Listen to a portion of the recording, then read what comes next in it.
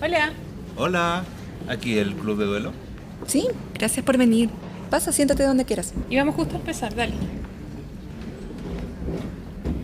Yo opino que partamos nomás y la gente que viene en camino que se sume cuando llegue, ¿te tinca? Sí, vamos nomás.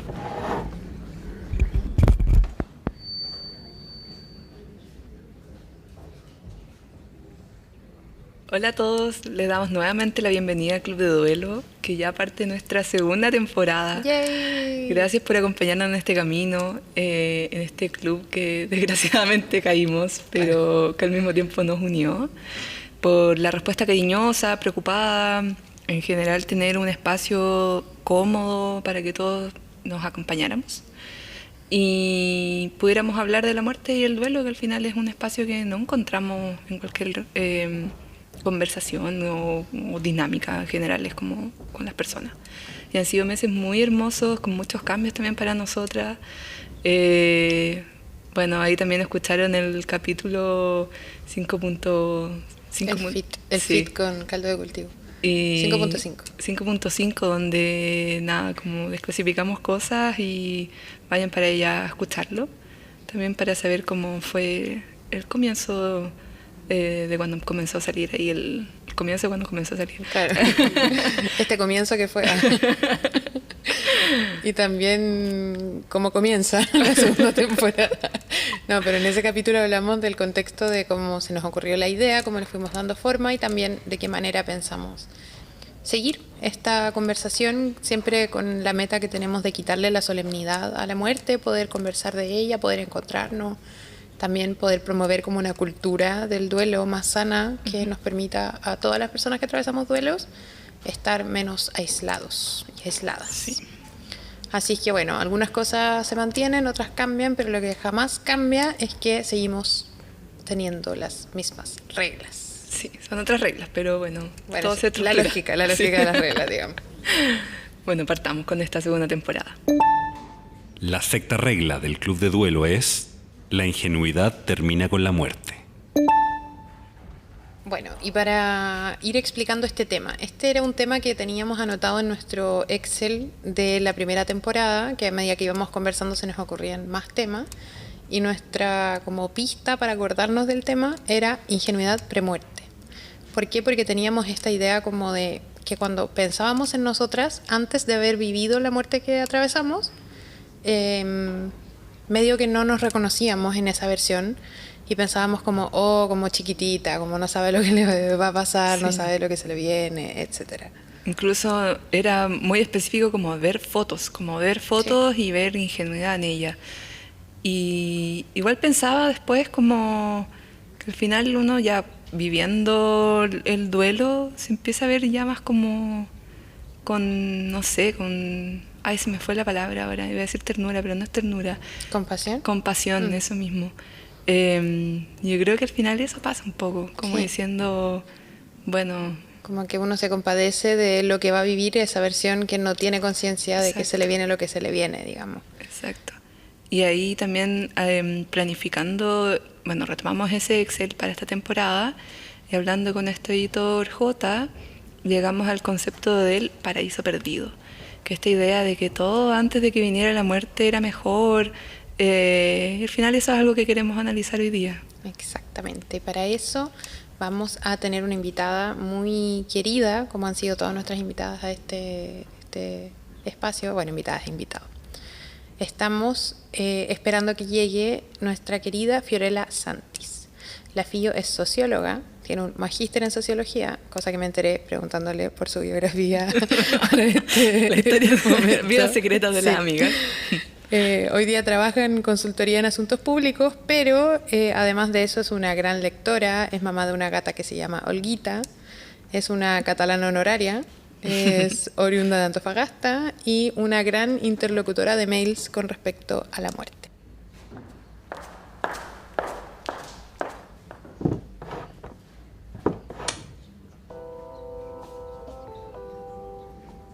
Ahí llegó la Fio. Hola.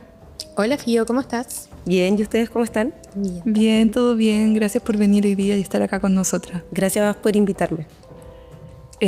Fio, queremos, antes de partir con la entrevista y el tema, queríamos saber cómo entraste al Club de Duelo, hace cuántos años, qué edad tenías tú, si nos puede dar un poquito de contexto.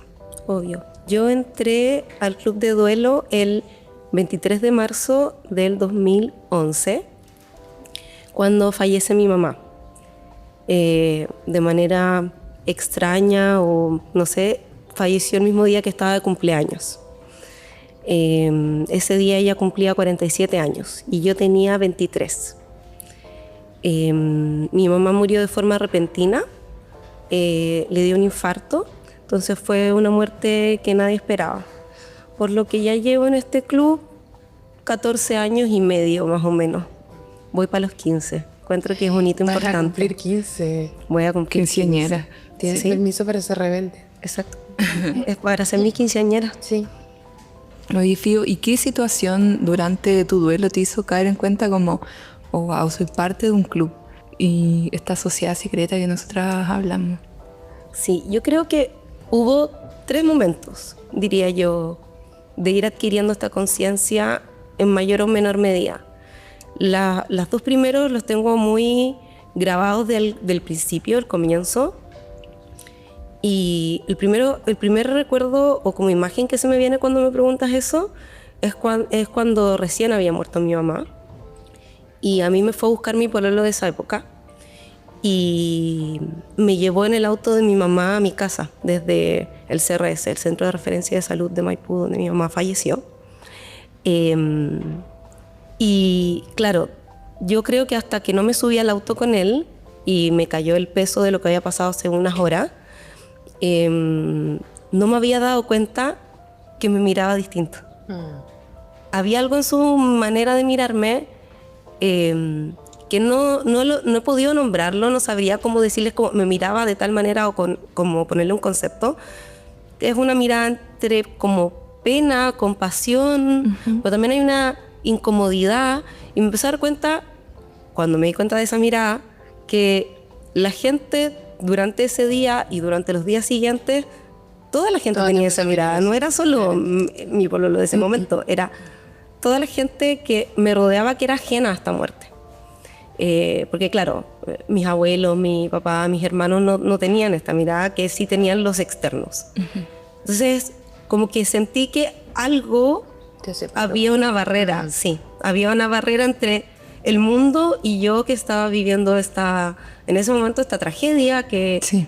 fue tan sorpresivo que no me costó mucho racionalizarlo, como entender que era real, como la realidad real. Eso fue lo primero que me hizo sentir como esta cualidad distinta.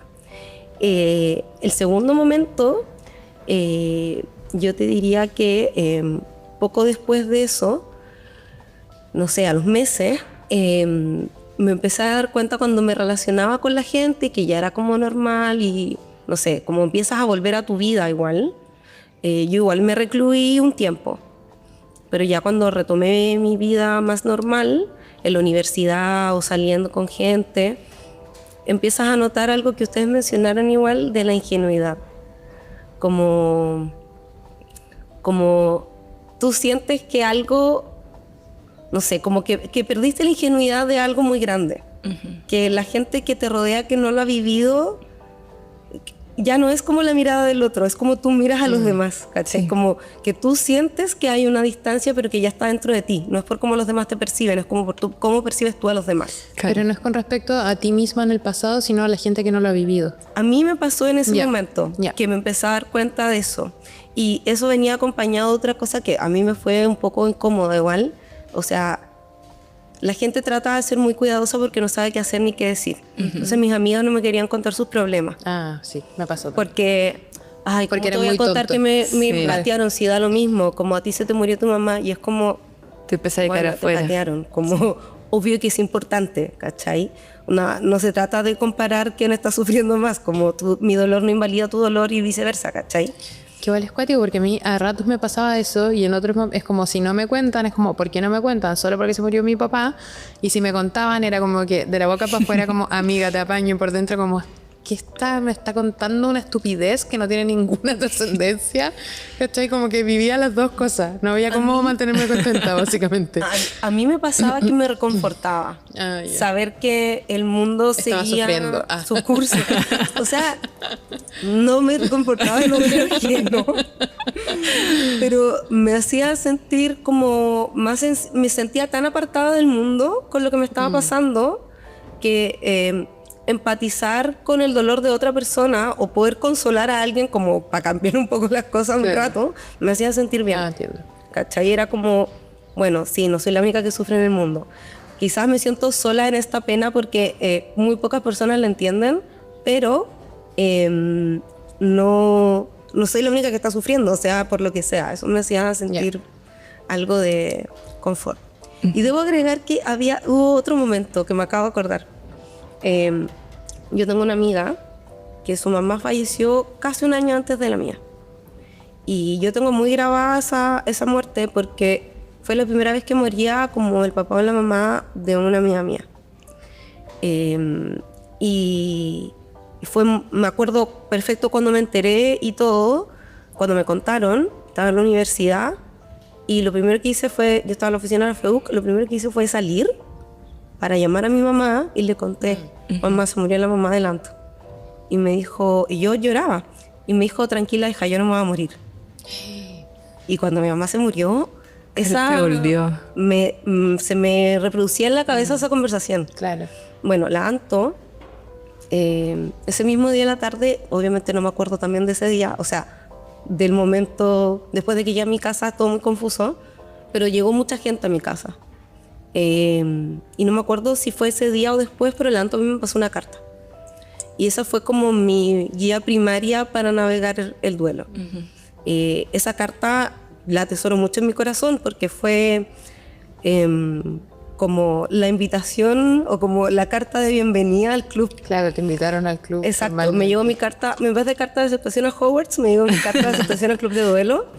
Y claro, en esa carta yo la releí millones de veces porque tenía cosas que me sirvieron en el inmediato, pero cosas que mi mente no procesó y que me sirvieron muchísimo después.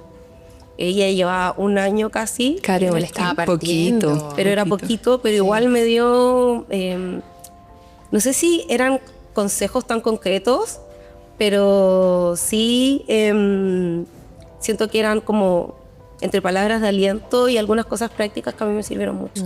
Sí, también te puso en palabra cosas que tú estabas recién viviendo. Exacto. O sea, y eso es lo que siempre hablamos como de los libros en realidad también, como te ayuda a Tener un relato. sí, y entender como esto es lo que estoy sintiendo. Sí. Eso es. Y al final te acompaña. Que al final es como lo que cuando tiene una pérdida es como te sentís más solo que la chucha. Pues, entonces como qué bueno tener una compañía. Sí. Y yo creo que el último hito ya que fue ponerle un nombre, como decir, esto es un club, fue muchos años después, cuando una amiga me invitó, de hecho una amiga que estuvo en la primera temporada, la Belén Fernández Llano, me invitó para un Día de la Madre a tomar once con el club de huérfanas de madre que tenía ella, porque obviamente el Día de la Madre es un día difícil para mí, a veces más, a veces menos, pero hay años que en verdad es bien duro, y ese año particularmente la anticipación de ese día me estaba haciendo harto daño, y nosotros estábamos juntas en un taller de escritura. Y la Belén muy generosamente me extendió esta invitación con amigas de ellas que yo no conocía ninguna aparte de la Belén. Y era en la casa, no era en la casa de la Belén tampoco, entonces ella me pasó la dirección y me dijo, mira, esto es como un desayuno, es no sé, a las 10:30, ¿qué podéis llevar? Y yo, puedo cocinar un 3 leches. Ya, ok, bacán. Y yo llegué y no había llegado nadie, entonces estaba yo en la casa de una desconocida. Lo único que sabía era que su mamá se había muerto con un 3 leches, onda en el regazo. Y bueno, yo Soñado panorama. Sí. Me inscribo. Sobre todo por el 3 leches. estaba bueno. Pero claro, a mí me cuesta conocer gente nueva. Cuando ya conozco a la gente, bacán, pero al principio me cuesta mucho. Entonces yo estaba muy como incómoda, fui como quizás no debería haber venido. Pero empezó a llegar la gente y no me di ni cuenta cuando ya estábamos en la mesa riéndonos de chistes como sobre la muerte o cosas como... Como cosas, aquí, básicamente. Exacto, como cosas de las que solo se ríen personas a las que se le ha muerto a alguien, porque en general cuando uno hace bromas con la muerte o tiran una talla, la gente que no ha pasado por eso no se ríe nada y te mira feo. Viviste una tragedia y enoja. más encima ya no puede ser chistoso. Terrible, es como no me quiten algo más. ¿Cachai? No. Dejen vivir. Sí, dejen vivir. Y nada, nos contamos la muerte de cada una de nuestras mamás, pero como relajado, cuando le contáis a Sin alguien... solemnidad, como Exacto, porque cuando tú le cuentas a alguien que no le ha pasado, como que esa persona se pone muy solemne y tú asumes al tiro una posición como muy de un límite, súper como, bueno, ya sí, se murió así, ya pasó esto, y como tratáis de no dar tantos detalles que puedan incomodar. Acá había una soltura y una comodidad que yo creo que la mayoría del tiempo nos reímos. Claro. Nunca lloramos. No fue triste. O si lloramos, en verdad, Nadie fue le dio entre color. risa, nadie Claro. le dio color y fue bacán. Yo creo que ha sido de los mejores días de la madre post muerte de mi mamá que he tenido. Quiero decir una cosa, que esa carta de invitación que la FIO recibió al Club de Duelo, a mí me la envió la FIO. Y claro, para mí ese momento como de, wow, darse cuenta que estaba ahí metido fue cuando me empezaron a llegar los pésames y que no los respondía todos en el momento, pero era como a esta persona, y empecé a recibir de una manera distinta el pésame que venía de alguien que yo sabía que se le había muerto a alguien. Pero era como que para mí que alguien tuviera un muerto era un dato. Nunca había pensado que fuera estructurante para la vida de una persona. Y como estando ahí en la locura de los primeros momentos post-muerte, de la funeraria, de todo, y ver el mensaje y decía, esta persona conoce este código, como que esta persona pasó por este momento. Y pensé en mis amigas que habían perdido mamás o papás, específicamente en 2 amigas de la universidad, y en la FIO que yo había hablado del tema con ella. Y estábamos en pandemia, así que la FIO me mandó un mail, y al mismo tiempo que me mandaba un mail, me mandó por Uber el año del pensamiento mágico. Y ahí, de hecho, estuve leyendo releyendo esa cadena antes de escribir las ideas para este capítulo. Y es heavy porque uno vuelve, como decís tú, como esa carta que tú atesoras y que hay cosas que no registraste en el momento. Y pensaba, ¿cómo no me acuerdo de esto? Obvio, llevaba un mes mi papá muerto y yo tenía la cabeza en cualquier parte. Pero es muy bonito que exista ese rito también, sin quererlo. De ir pasándose. Uh-huh. ¿Y tú, Fío, en qué crees que buscaste refugio al principio de tu duelo? Yo creo que mi búsqueda de refugio igual es constante. Yo todavía busco refugio para mi duelo. Una te es muy huérfana. Exacto. Uno tiene la orfandad a flor de piel. Se me activa como esa necesidad, esa carencia, y uno, que se me puso la orfandad a flor de piel. Al principio me sentí súper perdida. No sabía dónde buscar refugio. Y eso yo creo que fue una de las cosas más difíciles. Como yo soy una persona tan despelotada que necesito ser estructurada, ¿cachai? Entonces siempre el caos, que es constante en mi vida por mi manera de ser, lo trato de ordenar como con herramientas externas, como anotar todo, llevar un Excel, tener todo anotado en mi agenda, como mecanismos que permitan como ordenar lo más posible el caos, que a veces no es tanto, pero algo ayuda. Entonces esa manera mía de ordenar y racionalizar el caos se vio en jaque en esta situación, porque primero era un caos mucho mayor del que yo nunca había gestionado en mi vida. O sea, igual tenía 23, era un bebé. Y bueno, yo no estaba sola en este duelo, yo tengo a mis queridos hermanos, mi hermana mayor, Carolina, que tenía, hoy no sé cuántos años tenía ella. Siempre se me confunde la diferencia que tengo con mi hermano. Yo sé que mi hermano menor tenía 17 recién cumplidos. Bebito. Y eso me parte el alma, o sea, te juro que en el momento mismo no, pero cuando mi propio dolor empezó a amainar, empecé a sufrir por él, como horrible. Fue el día en que te hiciste madre de tu hermano chico también. Uh-huh. Exacto, con mi hermana nos hicimos madre de un chico de 17 años. Bueno, pero mi hermana ha tenido como 29, 30, algo así. Y un bebé también. También, o sea, todos éramos muy jóvenes. Entonces, todos eran adolescentes, básicamente. Yo creo que el primer refugio fueron ellos. Esto es muy ridículo, pero no sé, durante como los primeros días después de la muerte de mi mamá, dormíamos los 3 juntos en la cama de mi mamá. Cero ridículo, pero... Que es de 2 plazas, igual que es grande, pero no es king, ¿cachai? O sea, de verdad era incómodo, pero nosotros no notábamos la incomodidad. Y nosotros notamos que estábamos mejor cuando la incomodidad empezó a ser muy importante que estar los 3 juntos. Claro. Como, ya si cada uno se vuelva a su cama mejor, ya sí, en verdad, ya tortícolis y la espalda en la mano, ya no se podía vivir. Aparte mi hermano es grande, ¿cachai? Entonces, yo soy chica, pero mi hermano es grande, entonces no, era incómodo. Pero ese fue mi primer refugio. Y yo creo que sigue siendo también mi primer refugio. Mis hermanos... Viva. Sí, vivan los hermanos, lo más lindo que hay.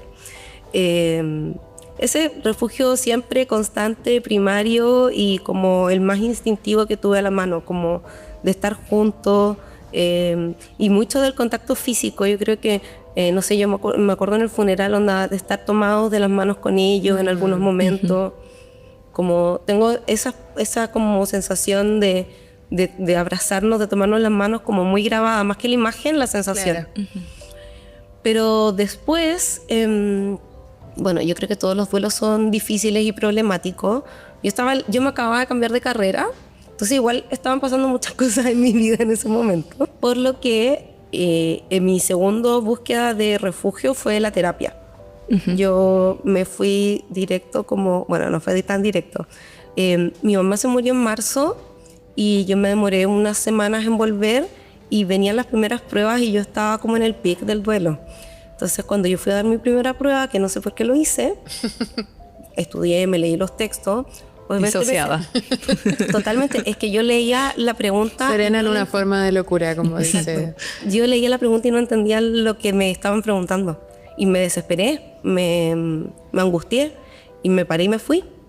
Y el profesor, y yo igual tuve mucha suerte en mi carrera, o sea, los profesores, el como cuerpo académico, pero también como de bienestar estudiantil o de asuntos estudiantiles fue increíble. Bueno, ese profesor en particular me salió persiguiendo y él es una persona, es viejito igual, y tiene un problema en una pierna, o sea, cojea y usa bastón. Lo hiciste correr, amiga. Lo hice correr, no, qué atroz, sí, lo hice correr. Y nada, igual él sabía porque yo le conté a todos mis profesores, pero me dijo qué pasó y yo le expliqué, llorando obviamente. Me dijo, da lo mismo, esto nunca pasó, después arreglamos o das el examen como tú quieras, como olvídate de esto. Y yo, ya, ok, gracias. Me fui directo al hall yo estudié en la Católica, en el hall de San Joaquín, que está en la unidad de apoyo psicológico de la universidad. Yo había ido a terapia por eso, porque yo me cambié de carrera, entonces ese proceso fue guiado por terapia y fue como, hola, sí, necesito ahora con el psicólogo tanto que me vio hace un tiempo y me dice, es que el reingreso no es así, pues, o sea... Ya tuviste tus 5 sesiones. Tienes que, no, son más. No, en verdad, debo decir que en la unidad de apoyo psicológico de la universidad es muy buena. Yo lo usé cuando me quise cambiar de carrera y después con esto y en verdad fue increíble. Y usted me dice, bueno, pero ¿por qué quieres hacer el reingreso? Porque esto se demora, tienes que llenar un papel, no sé qué. Y yo le digo, es que mi mamá se murió, no sé, hace un mes. Ah, ok. Teléfono, hola, no sé qué. Ya, puedes esperar un rato, te puede ver onda en una hora. Claro. ¿Cachai? Yo, obvio. Así, al tiro. Y me pusieron un psiquiatra y no era con límites de sesiones, como me súper contuvieron. Y aparte, la mamá de mi pueblo de esa época es psicóloga. Y ella también fue un súper apoyo. O sea, me guió muchísimo también en buscar herramientas que me pudieran ayudar tanto en la terapia como en otras cosas. Ella es una persona increíble, adorable, encantadora, muy humana, muy cercana y de verdad que también me ayudó muchísimo su presencia. Pero luego de ordenar este caos primario, como de sentir yo ya, estoy como cubriendo mis bases. Como, claro, ahora toca entrar a picar. Exacto. Obviamente mi refugio fueron los libros. Empecé a leer mucho, pero todavía no sobre duelo, porque cuando lo intentaba me hacía mucho daño. Me demoré en llegar a las lecturas del duelo, harto igual. Y lo otro que me refugié fue, porque yo me aislé mucho tiempo, y esto quizás tiene mucho que ver con el tema, traté de empezar a hacer las cosas que había dejado de hacer, o sea, como a tratar de volver a ser mi yo anterior. Yeah. Que no resultó tanto, spoiler, porque ya no era Ya la misma no era la persona. misma persona. Sí. Claro.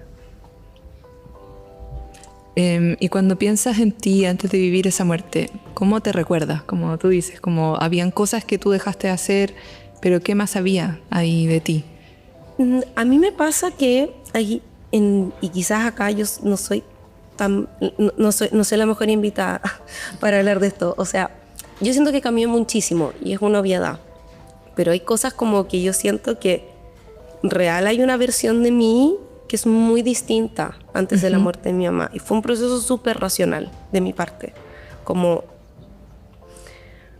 a mí me pasó que todo fue tan intenso volver a la universidad con cambio de carrera que yo para lo único que tenía mente y cuerpo era para intentar avanzar en este cambio de carrera. Como mis interacciones sociales bajaron muchísimo, veía muy poco a mis amigos y también porque no tenía ganas de ver a la gente. Yo me sentía muy herida con el mundo. Yo sentía la muerte de mi mamá muy injusta, porque de cierta manera hubo una especie de negligencia médica de por medio. Yo tenía mucha rabia. Sí. Yo sentía que todo lo que nos estaba pasando a mí y a mis hermanos era muy injusto. Mi mamá era muy joven, tenía 47 años y no debería haber muerto. Pero también pensaba que mi mamá siempre me decía, la vida no es justa, la vida pasa las cosas que pasan y uno hace lo mejor que puede con lo que tiene. Como dicen ahora, hago lo mejor que puedo con las herramientas que tengo. Ya, exactamente eso. Pero eso hizo que me recluyera mucho, porque entre la sorpresa, entre el momento difícil en mi vida y entre esta sensación de injusticia, no tenía ganas de estar fuera del mundo. Y me cambié una carrera donde no conocía a nadie. También. Y no llegué a una generación establecida. Como me estaba cambiando internamente, fui tomando lo que me iba calzando en el horario y había tomado 7 ramos al principio y me quedé con 4, porque no me daba la cabeza para más, ¿cachai? Entonces, claro, tenía 4 ramos con cursos distintos, uno con gente de tercero, otro con 2 con gente de primero y uno con gente de segundo. No conocía a nadie. Y de hecho uno de esos ramos de primero era por horario, la sección, había quedado una sección que era compartida como con college. Entonces, ni siquiera era gente de mi carrera. Entonces, no conocía a nadie, era como bien, fue un momento como bien solo, pero que yo igual necesitaba esa soledad de cierta manera, digamos física. Entonces cuando hice este retorno a las cosas que me hacían feliz antes, que yo estuve muy metida en política universitaria, entonces dije ya, me voy a volver a meter en política universitaria. Y me metí en un proyecto de centro de estudiantes, porque como, como volver con todo, como exageradamente. Y postulé un cargo de consejera académica. ¿Qué ganaste? Que gané, efectivamente. Y toda la gente me alrededor me decía, ¿esto será buena idea? Y decía como... ¿Cuáles son tus credenciales en este minuto para aconsejar gente? Claro, como en una carrera en la que te acabas de cambiar, como... Sí, no, como que igual... El verdadero síndrome del impostor, gente. Pisé el acelerador... Síndrome del postor. Exacto. Pisé el acelerador un poco intenso, pero fue súper bueno porque la gente que conocí en ese centro de estudiantes son mis amigos hasta ahora. Y fue la gente fue como mi refugio humano fuera de mi hogar. Claro. ¿Cachai? Entonces, bueno, yo siempre he sentido que esta gente que me conoció después de la muerte de mi mamá y que me pasó mucho por el cambio de carrera, conoció a otra persona.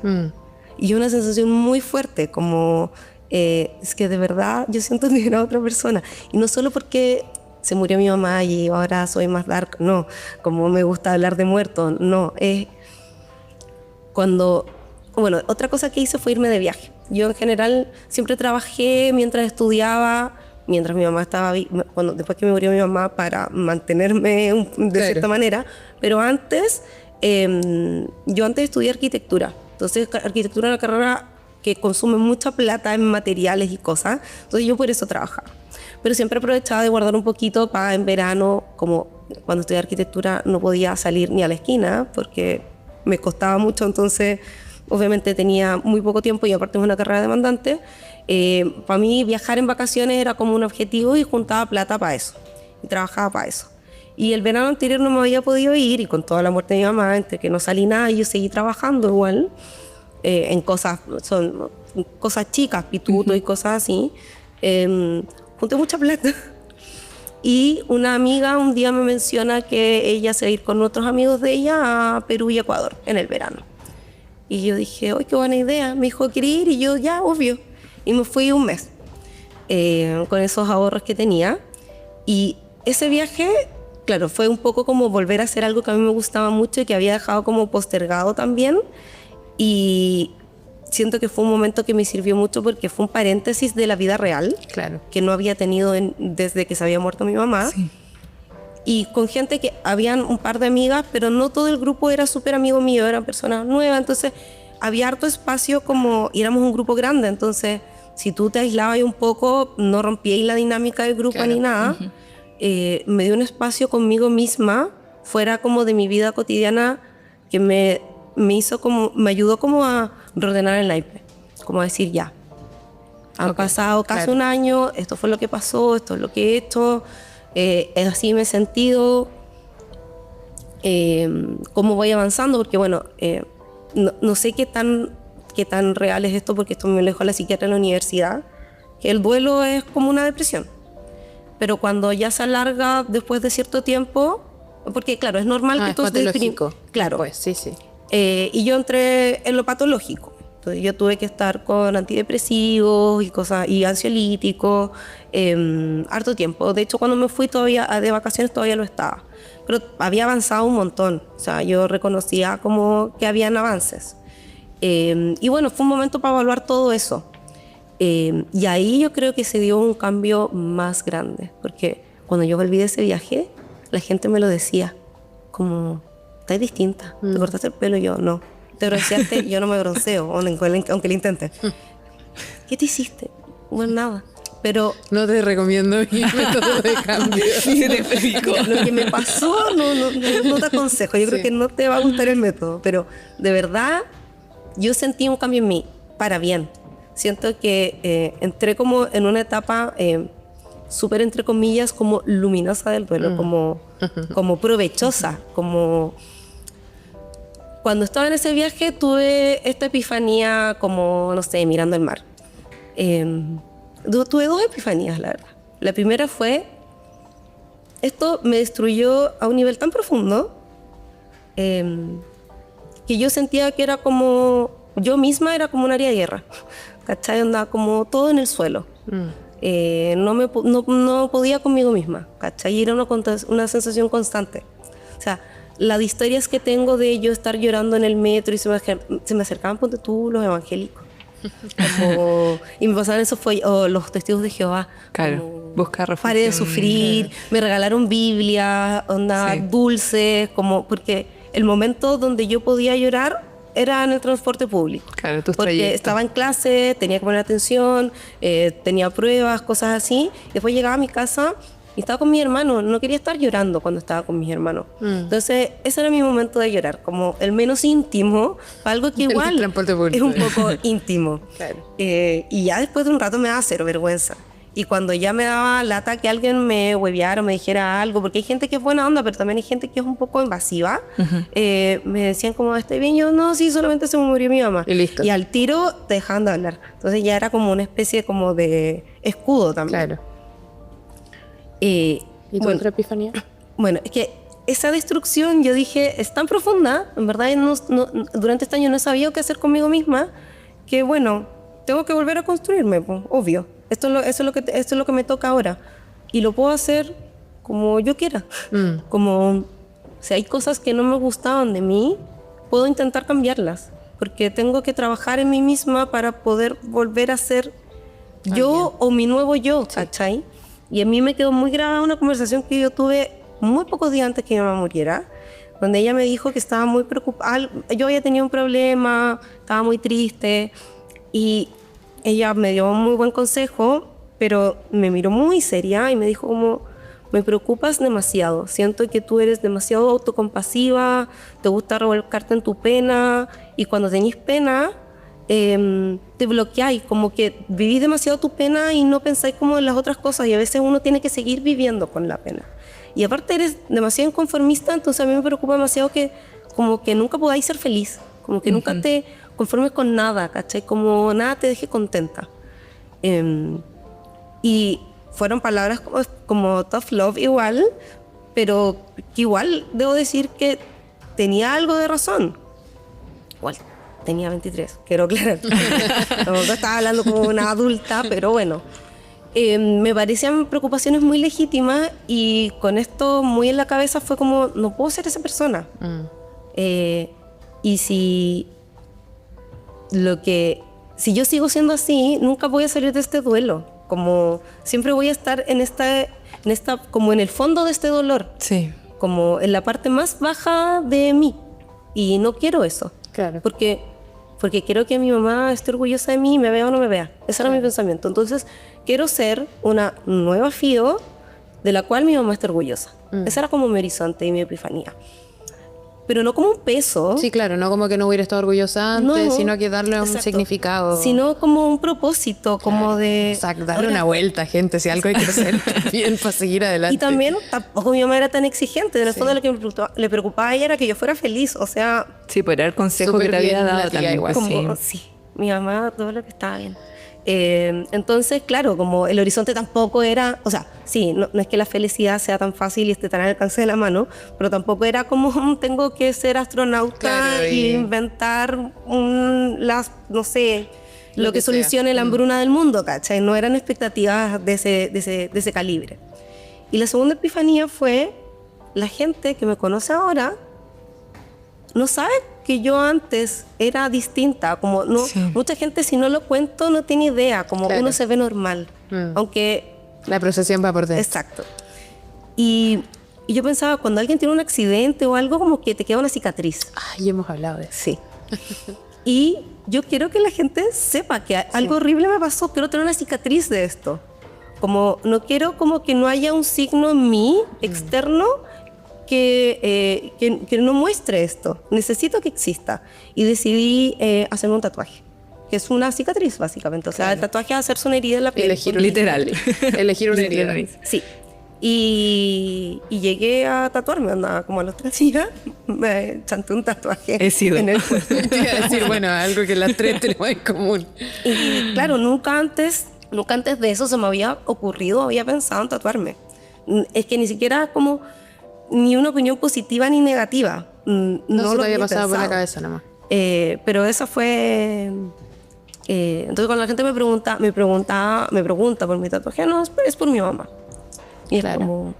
Cuando te preguntan más. Mientras hablaba pensé en un montón de cosas, pero pensaba en esa frase de ser otra, que para otra persona, que para mí fue muy fuerte en ese momento, en la relación en la que yo estaba con mi pololo de entonces, que al momento de terminar esto fue un tema porque él me decía como yo entiendo que tú ahora eres otra persona. Y a mí me lo dijo y yo puedo decir de mí misma que yo soy otra persona, pero que tu pololo lo diga Sí. como una persona con la que estuviste, no sé, 4 años, ¿cachai? Y yo pensé como, pero yo no elegí ser otra persona, ¿cachai? Claro. Como... igual él no me lo dijo, no me lo estaba sacando en cara, fue como no, yo entiendo que tú tienes otras prioridades porque ahora tú eres otra persona. Y yo dije como, pucha, igual qué fuerte, como que fuerte ser otra persona. Si a mí se me murió mi papá, yo no hice nada para elegir ese camino. Y me acuerdo que lo conversé con mi psicólogo en ese momento y me dijo como que estaba bien, que lo entendía y todo, pero que igual yo era yo. ¿Cachai? Me dijo, tú has cambiado, como tú, algunas cosas como hicieron más intensas, otras quizás dejaron de ser importantes, pero tú sigues siendo Consuelo, ¿cachai? Como es también heavy que te quiten eso, ¿cachai? Sí. Como además de todo lo que he perdido, ahora me estáis diciendo que yo ni siquiera soy yo, ¿cachai? Como... Sí, eso igual tiene que ver como con lo que estábamos hablando y que nos gustaría igual saber la opinión de la FIO, como de esta posibilidad ficticia de que tu nueva tú sea compatible con la vida todavía de la persona que se Claro. nos murió. Es como, sabemos que cambiamos, pero podríamos seguir siendo esta nueva versión. Queremos ser quienes éramos antes de vivir lo que vivimos, ¿cachai? Que yo creo que también tiene que ver con lo que la FIO decía, lo del duelo, la parte luminosa del duelo, que con la Dani también hemos ocupado ese concepto. Y es... O espiral de locura, no sé. Por lo que me imagino... Porque hay que elegir, puede ser las dos cosas. Por lo que me imagino que la FIO decía que era una mala invitada para este podcast, y si es eso, me parece que es un gran plot twist para este podcast, que es como, honestamente, una querría volver a ser la persona que era antes, o saliendo todo esto, no es que vamos a decir, oye, muerte, bacán que pasaste, qué feliz que estoy, ahora soy una mejor persona. No, como, obvio que me la pierdo sin falta y ojalá mi papá estuviera vivo, pero si mi papá estuviera vivo, ¿yo quién sería? Sí. ¿De qué sería mi podcast, básicamente? No estaríamos acá. ¿De qué hablaría? Como no, pero fuera del SEO, como para mí la muerte es muy estructurante en mi vida, y el duelo de mi papá, onda, literal, estoy escribiendo un libro al respecto, tengo esto, es mis amistades más importantes se estructuran con respecto a esto. Que forma parte de la identidad ya después. Claro, como quién sería yo si eso no hubiera pasado. No es que quiera que mi papá se haya muerto, pero honestamente es imposible que yo sea quien soy sin haber pasado por la muerte de mi papá. ¿A ti, no sé, las dos les pasa eso también? Pasa, obvio que sí, pero es lo que yo les hablaba en el... Bueno, la FIA no estaba, pero en el capítulo que grabamos con el J, es como... También depende un poco si va a ser tu carta de presentación o no. Pero independiente de que lo menciones o no lo menciones, de que estás viviendo un duelo o de que eres parte del club de duelo, tú ya no vuelves a ser la misma persona. Como ya te alejas de las personas que ya te alejaste, como que es imposible volver por el mismo camino. O sea, a mí me pasó como yo no pude seguir la vida, yo me tuve que hacer otra vida, básicamente. Me cambié el nombre. No, mentira, pero... No, mentira, pero pasa eso, como que en mi caso en particular, obvio, yo tenía una vida en común y esa vida en común se termina, es como ya, ok, ¿y ahora qué ahora? Sí. Claro. Entonces es eso, no es como ya la vida sigue al frente, es como ya, ok, acá hay un camino que se puede tomar por el lado, como... y ese otro camino queda cerrado nomás. Y... Es que literal la vida se tuerce, po. Sí. Y el tema es que no se tuerce para enderezarla. Se tuerce y tú ya entraste en una ramificación de lo que podría haber sido, pero no fue, y tú ya vas por esa rama que se va por el lado, ¿cachai? Y ese es... A mí me pasa que yo creo que es completamente incompatible. Y a mí una vez me pasó que alguien me dijo, yo estaba hablando de esto mismo que le estaba contando, no sé, de esta epifanía, bla, bla, y él me dijo, ya, pero ahora agradece que se te murió tu mamá entonces. Como muy enojado. Una persona a la que no se le había muerto nadie tampoco. Obvio. Entonces también, y así como, ay, dime ahora que lo agradecís, como, y así como, ¿cómo te explico? Como, obviamente no lo agradezco. Como, pero me agradezco a mí misma, la manera en que me sobrepuse a la total que me completamente. pasó. Y me pasa que, muy en el estilo de mi mamá, quizás mi otra versión jamás diría esto, pero mi versión post muerte de mi mamá sí, y lo creo firmemente, no me interesa el contrafactual, porque nunca lo voy a conocer. Entonces, como ni siquiera, por eso digo que soy una mala invitada, porque como no pienso en el paraíso perdido en esos términos, ¿cachai? A ver, mi mamá era como una mamá de manual. Mi mamá, bueno, cuando ella falleció, estaba trabajando, trabajó de muy joven, pero ella dejó de trabajar cuando empezó a estar con mi papá, a formar una familia, digo, de trabajar en el mundo externo, no remuneradamente en el mundo externo, porque claramente llevaba ese hogar con una fuerza y un empuje. Hacía trabajo no remunerado. Eso que llaman amor. Era lo que se dice dueña de casa y trabajaba un montón, o sea, era la que primero se levantaba, la que último se acostaba, y digo de manual porque era de, no sé, a todas mis amigas del colegio les gustaba ir a mi casa porque mi casa era donde a la 11 había quequito, panqueques, profiteroles, porque mi mamá siempre hacía algo rico para la 11. Tres leches. Pero en verdad los tres leches los empezamos a hacer después. Es como de nuestra cosecha con el Luciano. Luciano, mi hermano, que es cocinero. Es chef. Sí. No, es que se enoja, sigo que es chef, cocinero. Cocinero. porque chef es el cargo. Ah, verdad, ¿cachai? verdad. No la ocupación. Yes, chef. Exacto. Y no sé, cuando yo estudié arquitectura pasaba largo conmigo, no, obviamente no despierta porque quién puede, pero se ponía en el sillón al lado mío y dormía Acompañado. ahí en vez de su cama para estar conmigo. Me iba a buscar a todas partes, onda, yo vivía en Maipú y si tenía un carrete en San Carlos, iba a San Carlos y De Chillán. se andaba, mira, habría sido capaz. Y se andaba con amigos, es que ¿cómo los vamos a dejar acá? Vamos a dejarlos A su también, casa, ¿cachai? O sea, era ese tipo de mamá, como lo que uno dice como el estereotipo, total y completamente. En ese sentido, porque nosotros era muy poco estereotípica. Y obviamente extraño todo eso. No sé, mi mamá me tejía de todo, ¿cachai? Que es muy lindo, triste, porque nadie nunca más me tejió nada después de mi mamá hasta que la Conso me regaló un chaleco. Es la única persona. Y los chalecos tejidos por alguien, nadie me va a convencer de que no abrigan distinto, Sí. como Sí. estoy segura de eso. Y claro, yo todas esas cosas las extraño un montón, como los chalecos que me tejía, las comidas que me hacía, que algunas las he logrado rescatar, pero muchas no, y que no voy a volver a comer. Sus consejos, su olor, lo extraño con locura, era mi olor favorito en el mundo. Todo de ella, lo extraño todo, pero no existe para mí el contrafactual. Claro. Onda, yo vivo en un mundo donde mi mamá no está y no sé cómo sería yo hoy con mi mamá viva porque eso no existe. Claro. ¿Cachai? Y la extraño todos los días, pero claro, si me preguntaras si pudiera retroceder el tiempo y tu mamá no muriera, ¿lo harías? Obvio que sí, como en el sentido como, pero entiendo que viene desde un lugar irracional de lo que es el amor, ¿cachai? Y la nostalgia, pero yo hoy día me encanta mi vida y me encanta cómo soy yo. Claro. Y las personas que tengo en mi vida, que la gran mayoría llegaron después de la muerte de mi mamá. Sí. Entonces, yo en verdad no puedo decir como que no amo y extraño, y que no amo mi vida y que no amo lo que tengo. Y para mí sería una decisión muy difícil tener que elegir como entre mi mamá y el haber logrado las cosas que he logrado conmigo, lo que viviste. con mis vínculos, con mis hermanos, ¿cachai? Y sobreponiéndome a eso. Entonces, no es compatible y me parece que está bien que no lo sea, porque tampoco sé cómo sería ella hoy día.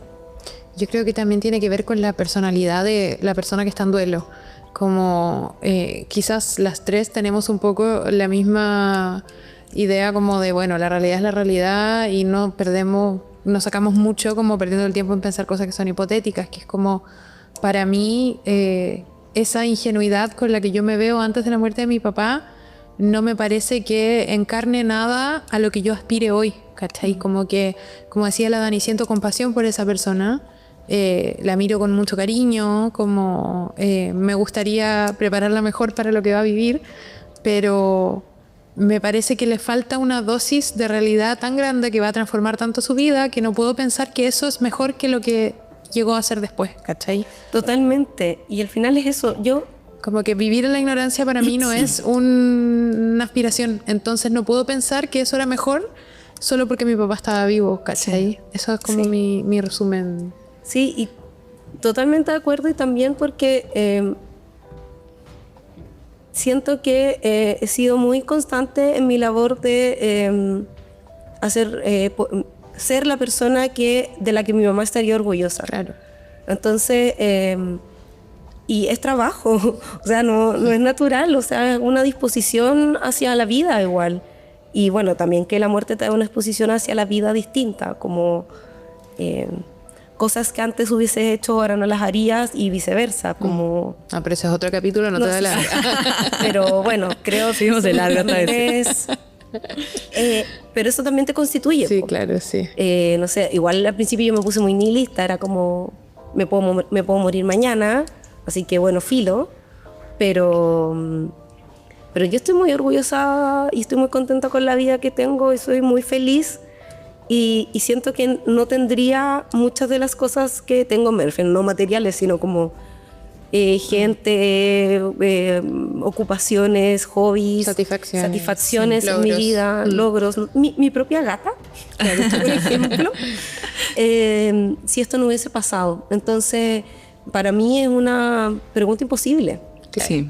¿Cachai? Lo que sí debo decir que extraño, o no extraño, pero que me causa, lo único que me causa y por el único lugar en que mi mente discurre en ese contrafactual y que me da pena, pienso en, y que esto es una obviedad igual, pero parte acá y termina en un lugar más triste, es como cuando me pasa algo importante y ya no la tengo. Yo te iba a decir.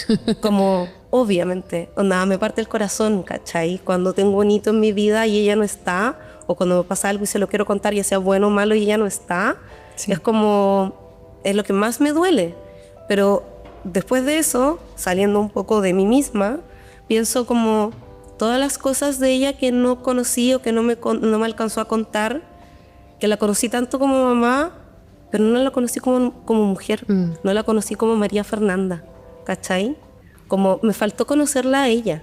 Conozco perfectamente a mi mamá, pero yo no sé si conozco a María Fernanda. Y eso me duele, claro, eso me da está pena, resuelto. ¿cachai? Y también como el tiempo que le faltó a ella para hacer las cosas que quería hacer.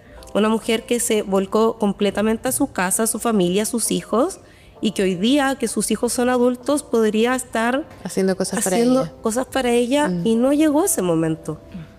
Ese es mi paraíso perdido. Claro. El paraíso perdido para mí es el lugar donde mi mamá hoy día está visitando a Luciano en Francia, viviendo su mejor vida, tomándose una copita de champán, ¿cachai? Viendo que su hijo trabaja en un restaurante con estrella Michelin, ¿cachai? Ese es mi paraíso perdido. No yo, ella, ¿cachai? Sí, lo que pudo haber sido también. Oye, Fío, y durante tu duelo, ya sea al comienzo, durante o incluso hoy, porque 15 años igual, o sea, es harto tiempo, pero también van pasando muchas cosas en tu vida, entonces es como que el duelo se mantiene en ciertas etapas. ¿Te hubiese gustado, hay algo que te hubiese gustado recibir en específico de contención, como algo que sentías que te faltaba, de cualquier tipo, o sea, no sé, me imagino así como alguna acción de alguien o no sé, que hubiese habido un espacio como un club de duelo? No, pero algo sí, algo que tú pensabas que faltaba. O sea, un podcast como este, pues es ideal. Sí, yo creo que, como les contaba al principio, me costó mucho llegar como a los recursos del duelo. Primero de forma evitativa, pero después porque no existían. No existían, o sea, no había tantos libros o yo no los conocía. Como se habla poco del duelo, creo que igual se promueven poco los libros que hay de duelo, ¿cachai? Claro. O no sé, no hay una sección de duelo en las librerías, ¿cachai? Que yo encuentro que debería existir. Claro. Onda, como hay de tantas cosas, onda como terror, policial, romance. ¿Por qué no puedes tener una de duelo? Claro. Sí, o sea, hay una enorme de autoayuda para la vida, pero no hay una de duelo para la muerte, que es lo único que es permanente. Total. Y no sé, por ejemplo, me faltó como que estuviera más a la mano como esa literatura del duelo, esos recursos del duelo. ¿Y por qué también te hace falta eso? Porque la gente no lo habla. Yo siento que a todos nos hace falta una sociedad que tenga menos tabú con el duelo, que hablar de la muerte no sea incómodo, ¿cachai? Como a mí ya me da risa, a veces lo hago a propósito igual, como para incomodar a la gente, claro, como para evidenciar su como incomodidad. A mí me causa gracia, obvio no lo hago con todo el mundo, lo hago con mis amigos y con la gente que me cae mal, ¿no? O que es desubicada, pero a mí eso me hizo falta. Yo necesitaba hablar con gente y tenía muy poca gente con quien hablarlo. Y ahí yo tomé la decisión en algún punto de decir, me da lo mismo, voy a hablar de la muerte de mi mamá aunque la gente se incomode. Igual algunas veces me excedí, pero sí, una vez en un carrete con gente que conocía muy poco y como que dije una talla muy negra sobre la muerte de mi mamá y todos quedaron como, y dije, no, ya me excedí, esto es un límite duro, ya no, esto nunca más. Así aprende también. Sí, pero claro, uno también está aprendiendo. Pero Pero claro, no sé, yo cuando leí El año del pensamiento mágico, que ya es como filo, el libro de cabecera, el duelo, El manual. la Biblia, el duelo, el manual, que acá ha sido mencionado en muchas ocasiones, y obviamente por eso te lo mandé. No vamos a decir dónde quedó ese libro. No, encontró su rumbo Encontró en la su vida, rumbo. en Encontró diferentes su rumbo. personas en duelo. Cuando lo leí fue la primera vez que yo dije, esto era lo que yo estaba buscando, esto era lo que yo necesitaba. Y ahora tuve esa misma sensación con otro libro que leí hace poco, que se llama Lágrimas en H-Mart, de la Michelle Sonner, que es la vocalista de Japanese Breakfast. Ah, ya. Que junta dos cosas muy cercanas a mi corazón en duelo, que es la muerte de su madre, pero cómo ella conecta o va viviendo su duelo o va puntuando su experiencia a través de la comida, que era algo muy especial en mi relación con mi mamá. O sea, mi mamá cocinaba mucho, como les había comentado antes, y cocinaba muy rico. Entonces, muchas de las cosas que a nosotros nos hacen falta, o yo y mis hermanos me refiero, que echamos en falta, que nos dan nostalgia, tienen que ver con la comida que ella hacía en ciertos momentos, la torta que nos hacía para todos en nuestro cumpleaños, la torta que hacía en Navidad o la galleta, el pan de Pascua, cierta comida que hacía en tal época del año y así sucesivamente. Y mi mamá era muy celosa de su cocina. Pero yo siempre me gustó y siempre quise meterme a cocinar. Mis hermanos no lo hacían. Yo era la que le hinchaba las pelotas para... ya, pero quiero cocinar contigo. Ya, pero enséñame. Mi mamá como, no puedo cocinar rápido si te estoy enseñando. Así que mira. Y muy pocas veces me dejaba hacer cosas. Mientras iba creciendo cada vez más. Pero era súper celosa de su cocina. Pero cuando ella me decía, no te puedo enseñar, mira, yo miraba. Y yo aprendí así a cocinar. Y me di cuenta cuando se murió. Porque como mi mamá era tan mamá y tan celosa de la cocina, yo tuve muy pocas oportunidades de cocinar antes. Y cuando me tocó enfrentarme a la cocina, yo dije, hoy sé hacer esto. Y fue como, sí sé. Y había aprendido mirando. Tutorial. Fue un tutorial, digamos. Mira, mi mamá cocinaba un montón de cosas y cocinaba todo al ojo. Y por eso también no le gustaba enseñar. Era como, ¿cómo te voy a enseñar esto? Si mira, se pone así, así. Y es como, ¿cuánto? No tengo idea. Mira un poquito. No le falta, ¿cachai? Lo que te pida. Ella lo dice así, pero ella hace exactamente lo mismo. Yo cocino igual, porque obviamente aprendí con Cada ella. vez que uno le pide la receta, lo hago al ojo. Sí, pero doy... Sí, bueno, sí. ¿por qué me esfuerzo? Yo escribo todas mis recetas. Porque... Algún día te vas a morir. Exacto. Y los libros de recetas o las libretas donde mi mamá anotaba sus recetas son la agua más insólita que tú podías imaginar. Onda, hay una receta que están solo los ingredientes y no cómo se prepara. Hay otra receta que tiene cómo se prepara, pero no los ingredientes. Hay otra receta que tiene los ingredientes, pero no las cantidades. Y así, onda, yo decía como, esto es a propósito. María Fernanda, que esto era una broma desde el más allá, porque es que no se puede. Y he tenido que reconstruirla probando cantidades y cosas. Claro. Pero hay recetas que las he reconstruido como ya. No sé, las lentejas se hacían así, no, algo les falta. Pero claro, es que le echaban tomate. Y hasta que di con cómo eran las lentejas de mi mamá. Y cuando yo dije, ya lo logré, cuando las comimos con mi hermano y fue como, sí, estas eran las lentejas. Increíble. Y atesoro ese momento en mi corazón porque es como, no solo como conectar con algo que extraño y algo que aprendí de ella, sino como poder brindárselo a otros. Claro, traerlo de vuelta. Sí, No dárselo a mis hermanos. No me acuerdo si lo mencionamos al aire en algún momento de la temporada pasada, pero hay algún ciudad, país, que las lápidas ponen recetas, como la receta de la persona que murió. Creo que lo pusimos. ¿Tú qué receta pondrías de tu mamá? De mi mamá, qué difícil, porque tantas recetas, pero yo creo que sí o sí la torta que nos hacía para nuestro cumpleaños, una torta de hoja. Y que nos costó muchísimo, porque esa es una de las recetas que está anotada de esa forma insólita, como, no sé, como tan solo creo que de esa están solo los ingredientes, y algunos no tienen cantidades. Como harina. Pichintún de... No, pero es como harina. Como, ¿cuánta harina? Obvio que tiene harina. Como sí, esto es una masa. O sea, yo creo que esa y la otra que yo sí o sí, porque es que nunca más se lo volví a comer, las pantrucas de mi mamá. Es que yo he comido muchas pantrucas, pero es que no son iguales. Hacía las masitas de las pantrucas de una manera que no tengo idea cómo, pero que no es como ninguna de las pantrucas que he comido. Algún día lo descubriremos. Mira, el arranque de vida para eso. Yo me di por vencida. Esos pantrucas vienen en mi Son tu mente y paraíso mi corazón. perdido. Eso es mi paraíso perdido, exactamente, sí. Fío, Sí. te damos muchas gracias por venir hoy día a conversar con nosotras. Y estás invitada, por supuesto. Tú nos recibiste en este club, básicamente. Así que estás invitada a seguir Es la fundadora, participando. digamos. Sí. Vino gente antes que yo que me invitó, yo solo seguí pasando como el testimonio. Claro. Sí. Como con el libro del año del pensamiento mágico. Mira. No, gracias a ustedes por este espacio que crearon, que me gusta mucho y encuentro que es súper necesario. Y gracias por la invitación y la conversación de hoy día. Además que siempre estuvo en los planes hablar con la FIO, pero para la primera temporada ya no estaba en Chile. Sí, Así es. que ahora, Barcelona. afortunadamente, se dio la instancia de poder conversar. Sí, Gracias. Gracias, Fío. gracias a ustedes. Chao.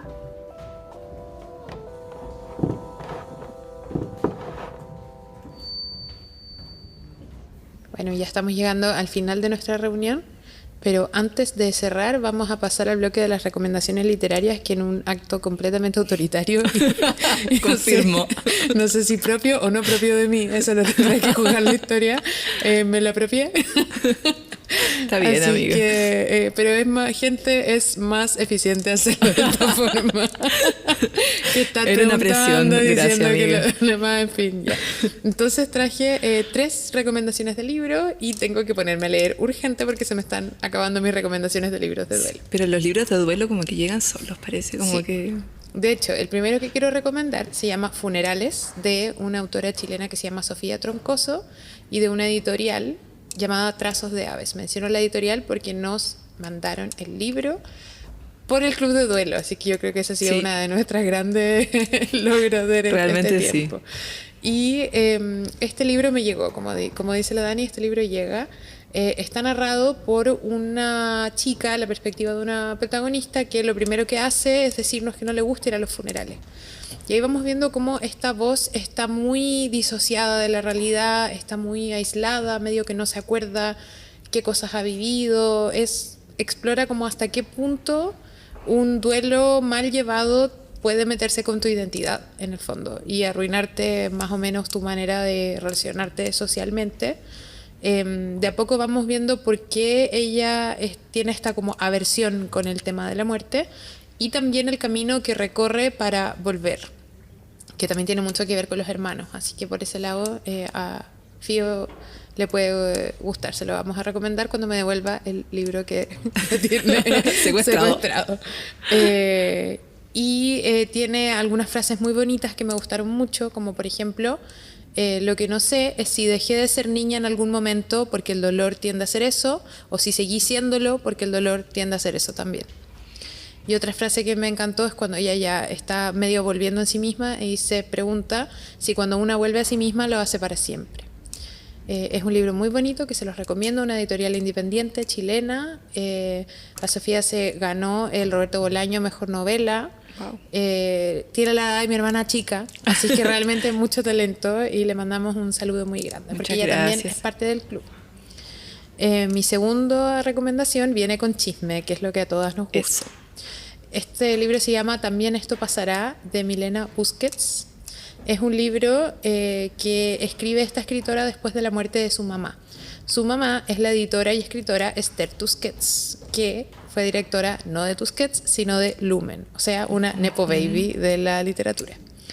Y a mí me gustó mucho esta novela, que me la leí hace harto tiempo, porque presenta a una protagonista que se porta pésimo en el fondo, que hace todo mal y uno la va leyendo y va diciendo ¿por qué está haciendo esto? ¿Por qué tomó esta decisión? ¿Por qué se metió con este gallo? ¿Por qué se cagó a esta amiga?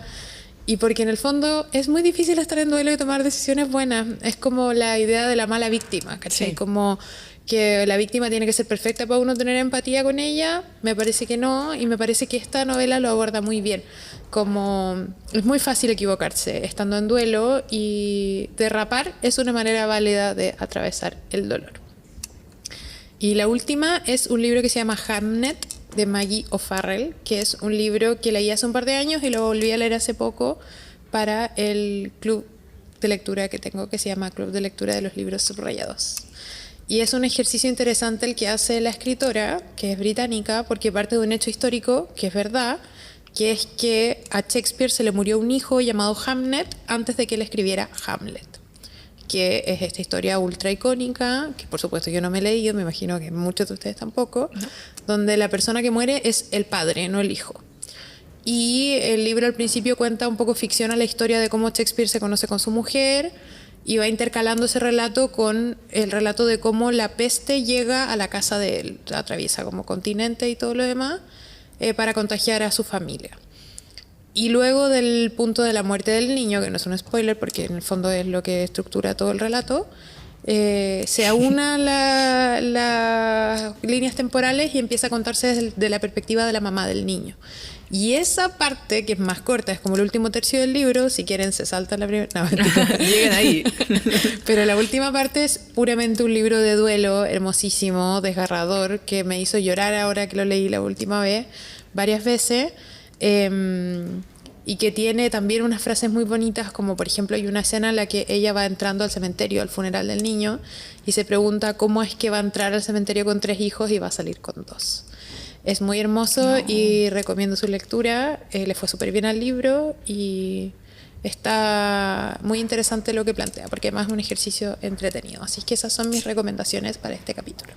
Nos estamos quedando cortos de libros, de ideas de libros. Si nos quieren recomendar alguno, por favor escríbanos a nuestro Instagram, @clubdeduelo. Y nada, pues tenemos coordenadas ahora acá. Se terminó la sesión. Sí, antes de que nos vengan a echar. Sí.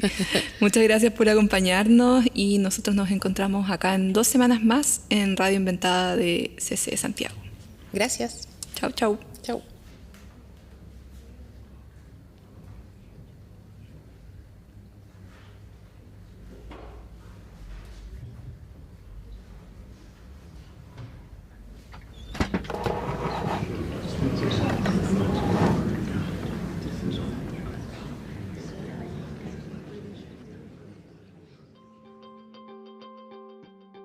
Esta producción sonora fue realizada en los estudios de Radio Inventada del Centro Cultural de España en Santiago. Las opiniones vertidas en este programa son de exclusiva responsabilidad de quienes las emiten y no representan necesariamente el pensamiento de Radio Inventada o el Centro Cultural de España en Santiago. Editor general de Radio Inventada, Joaquín Jiménez Salvador.